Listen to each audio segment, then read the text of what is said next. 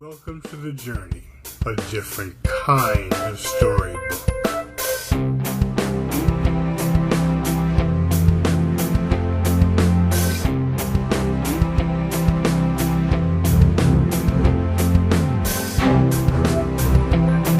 Today's story is Outsmarted.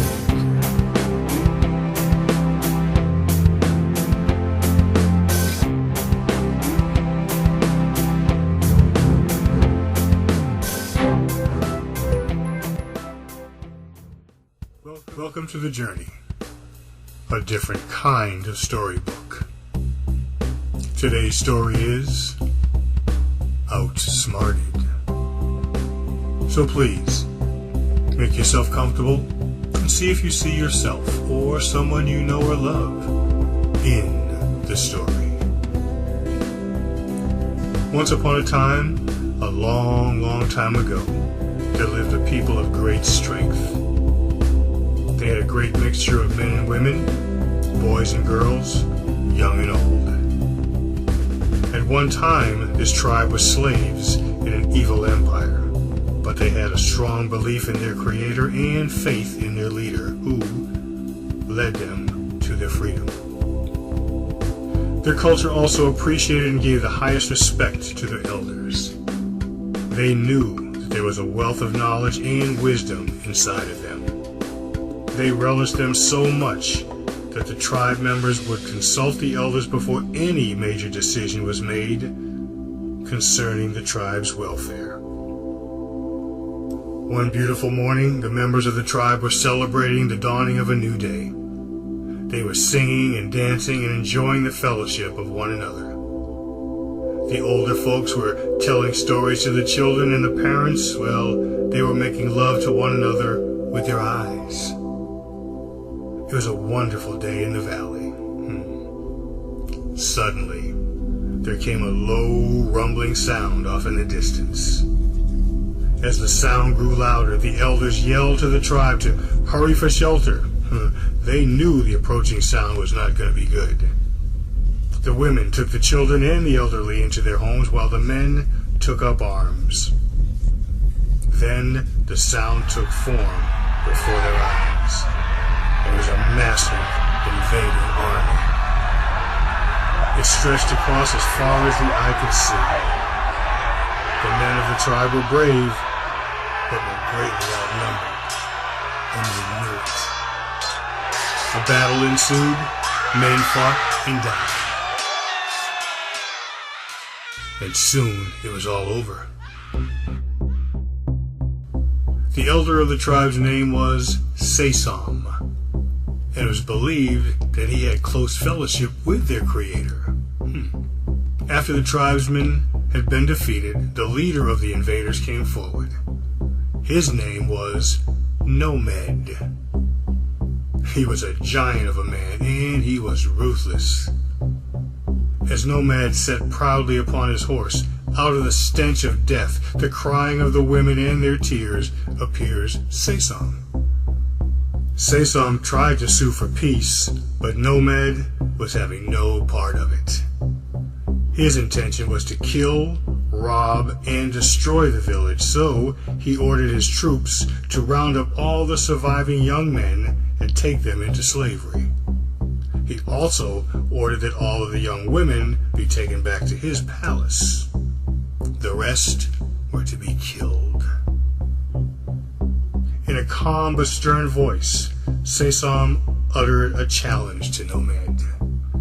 "You came to bring my people back into captivity, and that I cannot allow."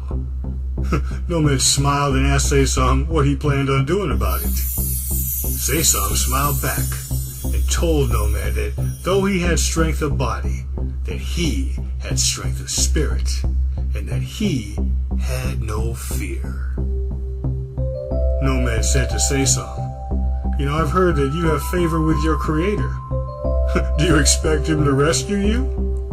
And Sasom replied, "If it be his will." Nomad said, "Well, why don't we find out what his will is? Let's see if his will is stronger than mine." First mistake.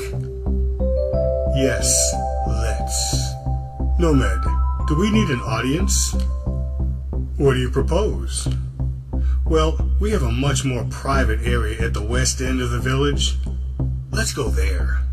Fine, said Nomad. I'll follow you, old man. Second mistake. They walked and walked for a couple of miles through the woods and finally came to a clearing. It was getting late in the day and the sun was beginning to set. Nomad, being a harsh ruler, he wasn't used to walking that far, so he was winded when they arrived. Nomad looked and noticed that the long walk hadn't affected Seisom at all, and this made the big man very angry. He began to hurl insults at Seisom. Seisom looked the giant of a man straight in the eye, and as Seisom turned and faced Nomad with his back to the sun, he had a confident smile that came across his face. This infuriated Nomad, and he charged Seisom. Final mistake. As Nomad rushed towards Seisom, Seisom stood his ground until the very last second, and then he jumped out of the way. What Nomad hadn't realized was that Seisom was standing on the edge of a huge cliff. He never saw it coming, because the sun was in his eyes and the anger in his heart both had blinded him and caused his demise. I just love happy endings. Can we learn anything from this story? Where do we find our real strength? I leave that up to you. Oh, do you know who Seisom and Nomad really are? Seisom, S-E-S-O-M, Nomad, N-O-M-E-D.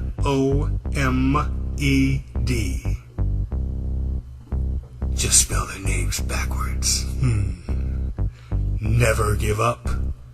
Love and peace, Brother Charles. Welcome to the journey, a different kind of storybook.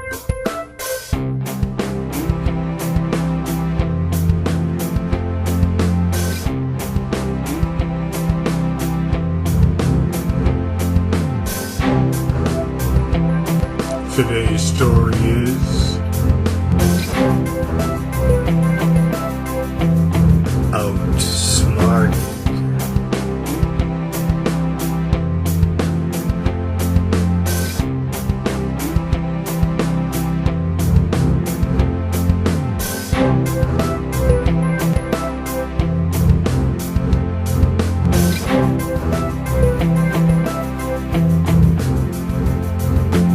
Never give up.